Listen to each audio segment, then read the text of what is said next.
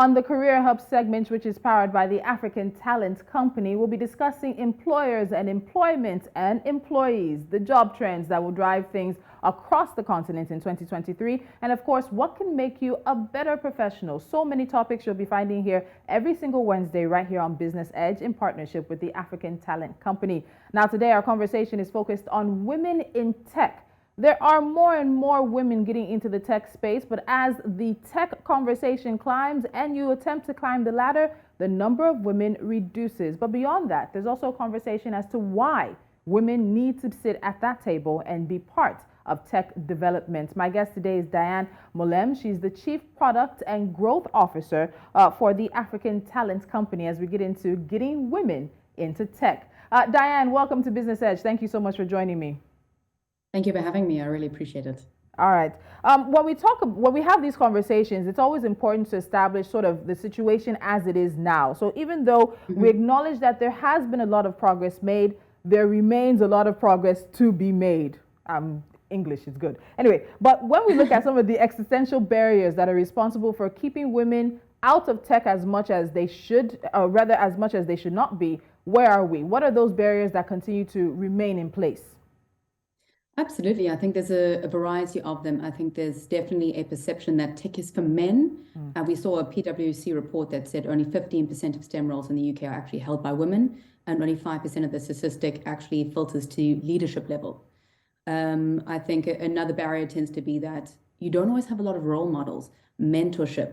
So many young women who are interested in the tech realm don't necessarily have those communities, whether they're formal or informal, that help and groom a woman to be able to enter the tech, into the tech industry. Further to that, gender pay disparity is something that has been in the media for a very long time, and I think it continues to be there. And that's something that I think is also going to be a prohibitor. And the last one is biases. That's again, it's about that concept of that tech is for boys, and that it's difficult to be able to do that, because I think that concept that maybe women are good at numbers or tech is for boys tends to permeate into the minds of our youth, that says maybe pursue a different kind of career. And further to that, it's also that you might have a perception that there's a degree, that you need a degree in computer science, or that tech is only about computers and the internet. And both of those are very much not true. And they do, I think, pose a potential barrier. Tech spans across so many industries. You've got fintech, it's in agriculture, medicine, recruitment, property, construction, manufacturing, logistics. It's so far, I think, integrated into so many different industries, but it's not always that clear cut. And I think not knowing that is a massive barrier as well. Interestingly enough, you mentioned research, and you mentioned also not knowing that those sort of barriers are there. So the research also shows us that women are 4 times more likely than men to consider gender bias even an obstacle to promotion. And in the tech world, you mentioned, of course, the bro culture in Nigeria, and I think across the continent, we call them the tech bros. There's this sort of persona around these individuals, and they tend to dominate the landscape. So even just acknowledging that there's a gender bias in the industry is really a lot of the first step that we need to take. But beyond that, how do you think tech businesses can address their own preconceptions about women in the tech space? We think it's individuals who sort of hold these ideas about women's roles in tech, but we find out that because individuals hold these leadership positions, they make the decisions of who gets hired. It sort of becomes institutionalized preconceptions about women in tech. How do we address that? I think, it's so much broader than that. I think starting from the foundation of how do we encourage STEM subjects and interests in young girls? And I think part of that is also by showcasing female role models in tech and those STEM roles.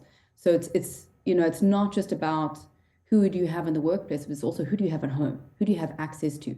Who are you influencing? So, that perception of women in tech goes so much deeper than just what is in the boardroom. I think a massive part of it is about putting certain elements into place, one of which happens to be mentorship and training in a conducive environment, whether that happens to be formal or informal. It's about concerted effort. What I mean by that is, if you are a business leader, being intentional, focus on policies, focus on structures, compensation structures, programs within your organization geared towards that diversity and inclusion to encourage women in tech. which also means supporting flexibility for working mothers.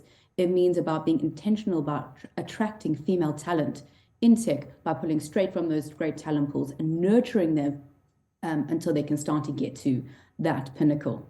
And then lastly, of course, equal pay with transparent pay procedures. So making sure that it is equitable in terms of compensation and that women are also not able to just undersell themselves during the interview process, as we have also seen in a number of research. So I think for me, it's a multifaceted approach of you need to start holistically. So how do we create a brand and create excitement about women in tech and breaking down those barriers?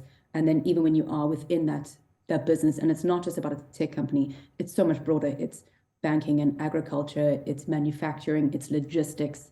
So it's much broader than just the tech company, but all those principles will 100% apply, is mentorship and training, equal pay, being intentional with your recruiting and intentional with your policy structures and compensation. So you've mentioned mentoring, I think about 3 times now. So I can see that that's a very critical area when it comes to this conversation. I think it spreads across when it comes to women in professional areas across board. But there's also something I want us to get to, and that's why women should even be part of a tech conversation. There are obvious, well, maybe not so obvious to many others, but there are reasons.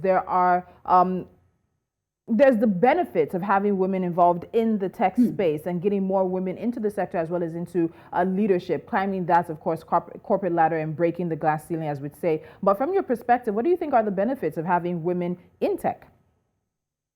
Well, I think it's even broader. Studies have shown that businesses that have got diverse makeup, which includes not just by demographics, but ways of thinking, tend to actually be more profitable. And I think that's quite an interesting one. So it's about, what does diverse thinking bring to your organization? How do you then embrace something like that? So you've got diverse thinking coming in where you do have different elements. It's also about leveraging skills.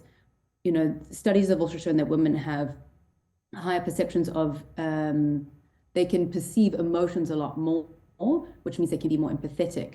And why that starts to matter is, particularly in tech, is you need to understand the pain of your user. You need to understand, how am I creating something for my customer based on fully understanding the experience that they're going through and understanding how I can craft something that is going to alleviate that perceived pain. So I think there's aspects that women can bring to the party that will add to the ability to be able to create a more holistic ecosystem in also building and serving technology services. And I also like throwing in research and studies find that women, when there are more women in leadership, the company does better financially in the long run overall. Yeah. So if it comes down to the rand and the cents and the naira and the kobo and the dollars and the cents, it's also a financial decision as well. So Diane, before I let you go, women's advancement in tech, we know it cannot happen in a vacuum, and representation matters. And a lot of people will look at you and see you as a tech sis. You're a visual representation of a woman in tech, and for many people, girls and boys, even depending on the role, can't be what they can't see. So for you and your journey in this whole situation, what are one or two quick lessons you think that could impact a young girl who's thinking about a career in STEM, who's thinking about a career in product development and product growth, and who just wants to see a whole range of opportunities open up before her? I think one of the major things is be adaptable and always be open to growth. How you start is not how you finish.